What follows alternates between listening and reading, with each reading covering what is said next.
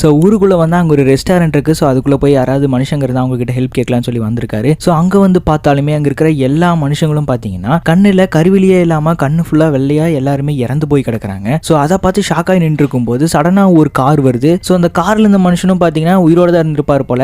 இப்போ சடனாக இங்கே ரெஸ்டாரண்ட் கிட்ட வந்த உடனே அவரு இறந்து போயிடுறாரு. ஸோ இதை பார்த்து பயங்கரமாக பயந்த ஹீரோ என்ன பண்ணுறாருன்னா வேக வேகமாக அவரோட சட்டையை கிழிச்சு அவர் மூக்கில் வச்சுக்கிறாரு. ஏன்னா இந்த இடத்துல ஏதோ ஒரு வைரஸ் பரவி இருக்கு, அதனால தான் இங்கே இருக்கிற மக்கள் எல்லாருமே இறந்து போயிருக்காங்கன்னு சொல்லி நினச்சிட்டு அவர் என்ன பண்ணுறாருன்னா சட்டையை கிழிச்சு மூக்கில் போத்திக்கிறாரு. அதுக்கப்புறம் ரெஸ்டாரண்ட்டுக்குள்ள இருக்கிற மேப்பை கிழிச்சிட்டு இவர் வேகமாக அங்கிருந்து ஓடி போயிடுறாரு காட்டுக்குள்ள.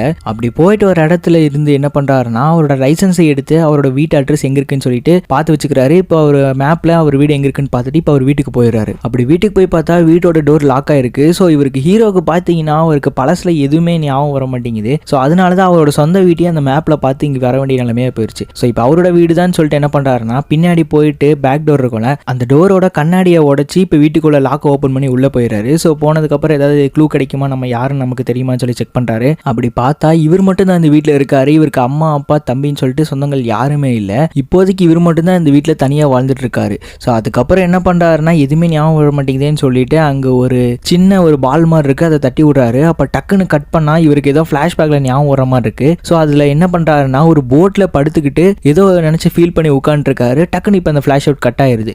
அதனால் ஹீரோவுக்கு என்ன நடக்குதுன்னே ஒன்றும் புரிய மாட்டேங்குது. ஸோ அவர் திடீர்னு அவரோட தலையை தொட்டு பார்க்குறாரு. பார்த்தா ஸோ இந்த வீடியோவோட ஃபுல் எக்ஸ்ப்ளனேஷன் நீங்கள் பார்க்கணும்னு நினச்சிங்கன்னா கீழே ரிலேட்டட் வீடியோ இருக்கும். ஸோ அதை கிளிக் பண்ணி இந்த ஃபுல் மூவியோட எக்ஸ்ப்ளனேஷனை நீங்கள் என்ஜாய் பண்ணி பாருங்கள். நம்ம சேனலில் போட்டிருக்கேன்.